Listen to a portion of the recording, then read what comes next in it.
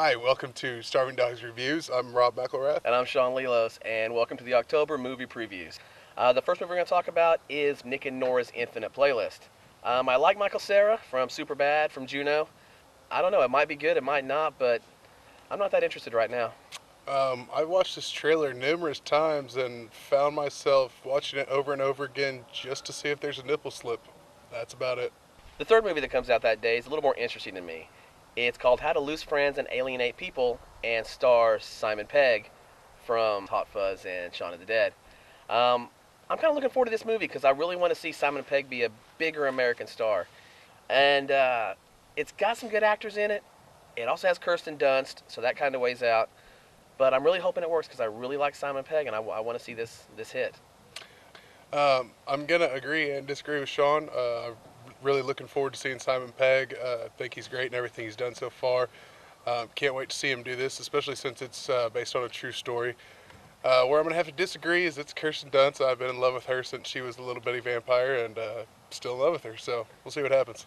All right, we have one more movie coming out that day. It's a smaller independent movie. It's called Flash of Genius and stars Greg Kinnear.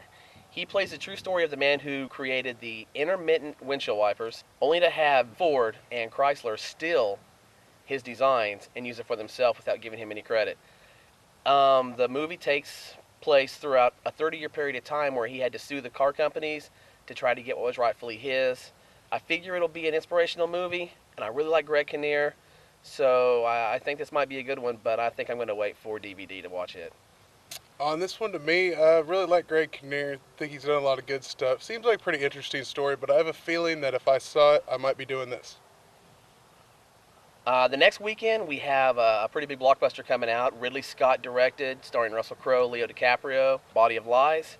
It's an espionage thriller. Russell Crowe plays a suit who, according to the trailer, sends little Leo DiCaprio into a big mess of trouble. I love Leo DiCaprio. I really like Russell Crowe. Ridley Scott's awesome, so I think this is going to be a pretty good movie, and I'm looking forward to watching it. I have to agree with Sean. This looks like a really good movie. Trailer grabbed me right away. I was really surprised how much they pumped that it was a Ridley Scott movie because you haven't heard that in a long time. But it looks really good. I don't know about Russell Crowe and his all-white hair, but still looks pretty decent. I'm going to have to go see this one. Next movie up is called City of Ember. I heard about this movie a while back and got excited about it. It looked like a mixture between The Crow, Dark City, Delicatessen, just a real dark, noirish film. And then I realized that it's also one of those movies where a bunch of kids are going to save the day. So I'm kind of torn. It looks cool. I'm not real big into the kids saving the day, but Bill Murray's in it as a bad guy, and Tim Robbins is in it, so I'm hoping it works, but I'm not sure. To me, this one looks pretty good. I'm going to have to say, just right off the bat, it's going to be a wait to DVD movie. I'm not going to take a chance on going into the theater and just being overly disappointed after being kind of excited when I initially saw the trailer. All right, next up is the most controversial movie of the year. It's Oliver Stone's W. Josh Brolin, who was in last year's incredible No Country for Old Men, plays George W. Bush. There's a ton of great actors and actresses in this movie, and Oliver Stone has created one of the greatest political movies I've ever seen with JFK. I don't think Oliver Stone's ever created a movie that wasn't interesting. Even if it didn't work, it was still interesting movies, and I'm really looking forward to seeing this one. He claims he's not attacking Bush. It's coming out right before the election, so I have a little hard time believing that there's not something behind this, but regardless of his motivations, it should be a very interesting movie. For me, W is going to be a very interesting movie to see. I agree with Sean in the timing that it's coming out. Just seems very auspicious to me, but I'd really like to see how Brolin plays it off. I'd like to see what Stone's doing with it, and it's going to be one of those, just whether you're for or against anything about this movie, I think everyone should check it out. All right, next up is a video game movie of the month. It's called Max Payne, and it stars Marky Mark. It looks from the trailer to be the exact same story as The Crow, except without a dead guy. Guy's family's killed. He goes on for vengeance. Mark Wahlberg plays it. Apparently, there's some kind of deal with Valkyries or something, but it looks a little weird. But so did The Crow. I like Mark Wahlberg. It's got to be better than the last video game movie, Hitman. I'd have to say that Max Payne reminds me of the Punisher because this guy doesn't die, unlike Crow. But it looks like a good movie. It looks like a fun movie.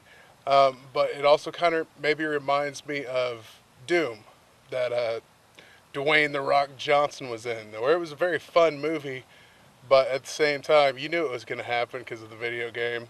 So we'll just have to see how it goes. After seeing Mark Wahlberg play in Shooter and numerous other action flicks, I think he'll pull it off, no problem. All right, up next is What Just Happened. It stars Robert De Niro as a movie producer trying to get his new movie off the ground, but having all kinds of trouble, thanks in part to Bruce Willis playing himself. He's fat and has a beard like Grizzly Adams.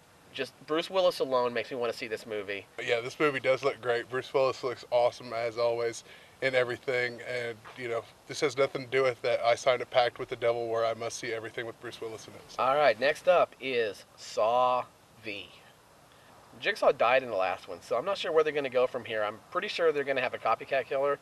Either way, I don't like torture porn, but I got to give the Saw guys credit for continuously being inventive in both their kills, in their storyline, and keeping it relatively smart. Plus, they pop one out every year.